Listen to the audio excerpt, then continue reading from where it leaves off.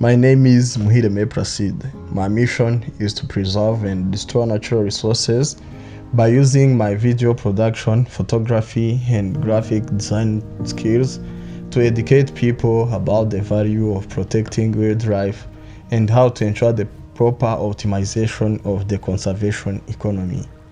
I spent my skills immersion period working at Jacana birding tours. In this time, I had learning objectives of explaining what wildlife is, describing how Rwanda's wildlife conservation awareness preserves wildlife, and identifying nature and describing the different approaches used in wildlife conservation awareness in Rwanda. This video reflects on my journey to Akagera National Park and what I learned regarding my achievement of my learning outcomes. Akagera National Park is located in eastern Rwanda, close to the Tanzanian border. It is characterized by savanna, low mountains, wetlands, and woods. Wildlife like zebras, giraffes, elephants, lions, and hundreds of bird species, including the uncommon shoebill stork, are protected by the variant terrain. Hippos and crocodiles live in the enormous Lake Hyena in the park's southern region. The park was established in 1934 and currently measures 1,200 square kilometers. It was given this name in honor of the river Akagera, which supplies water to various lakes in and surrounding the park, including Lake Gishanju, Lake Ihema, Lake Mihindi, Lake Rwanyakizinga, and Lake Jacana. The park is gorgeous and magnificent because of these water features and the savanna grasslands, woods, plains, and rolling hills. Back to our journey. We started our journey to Akagera National Park early on 13th October 2022.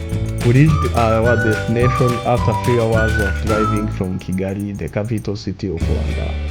Upon our arrival, we were welcomed by tour guides.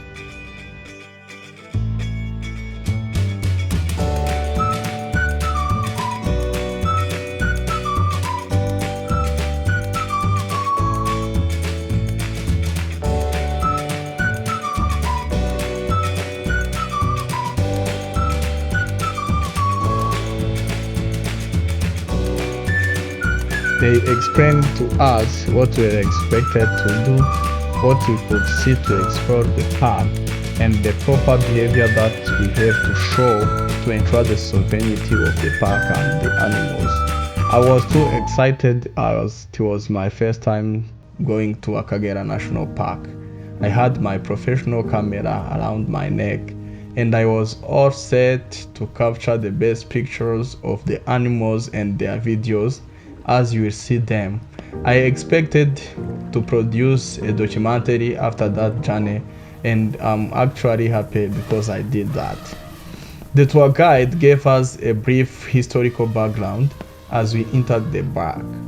He explained to us how Akagera National Park has endured some challenging times.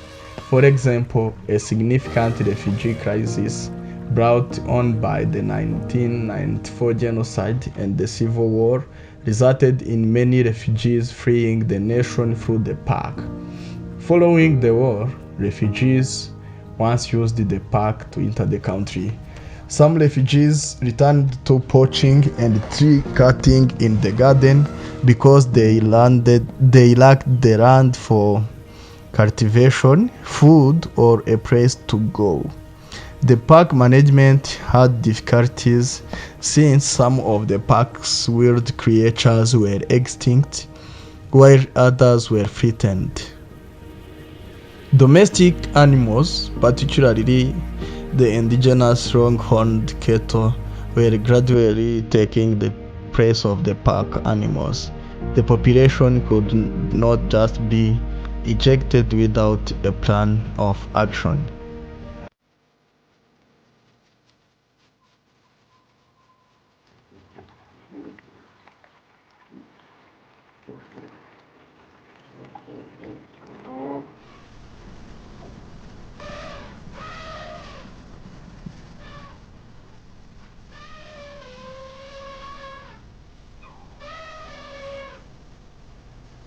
And we were given explanations about how in 2010 the Howard Buffett Foundation and other groups helped the Rwandan government sign a cooperative management agreement with the African Parks Network. This signaled a significant change in the park's fortunes. The park administration, working with several donors and organizations dedicated to international wildlife conservation, launched an ambitious program to introduce extinct animals like lions and rhinos while enhancing safety by enclosing area in fencing and stepping up air surveillance to combat poaching. This gave me a clear understanding of the strategies that the government of Rwanda has put in place to raise environmental conservation awareness and what can be done to restore the wildlife in the park after losing some of its contents. During our journey, we saw a group of animals called the Big Five in Akagera National Park. Those include lions, elephants, leopards, white and black rhinoceros, and African buffaloes. The difficulties of hunting the lion, leopard, rhino, elephant, and African buffalo were the genesis of the term Big Five. Trophy hunters considered it an accomplishment to bring these five deadly huge African animal species home because of their reputation for danger. I have also seen birds such as pigeons, hawks, and many other animals. Visiting Akagera National Park gave me a clear understanding of wildlife, meaning the components of wildlife, and it gave me a good knowledge of how parks are organized, and it provided me with quality takeaways on environment protection awareness raising and the strategies that can be put in place to protect the environment better.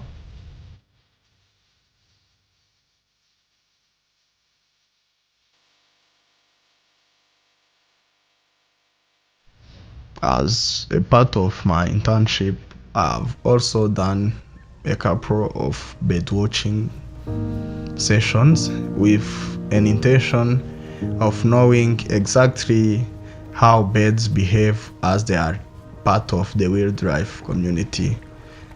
And of course, I went to birdwatch to many places, including Inyange Swamp, Nyabarongo River, and also we did some hiking, but I'm just going to reflect on birdwatching activities we did around the Inyange Swamp.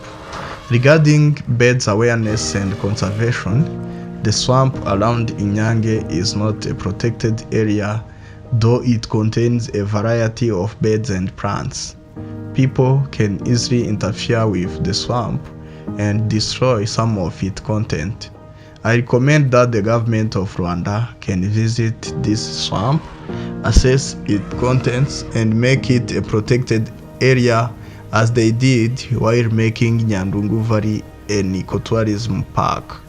Nyanugu wetlands have been restored to a place that can promote the sustainable management of natural resources. It can be done to other wetlands to preserve Rwanda's wildlife and natural resources. Through government bodies in charge of maintaining nature and setting up policies for wildlife conservation, laws should be formed for keeping birds as these laws are not set up by now.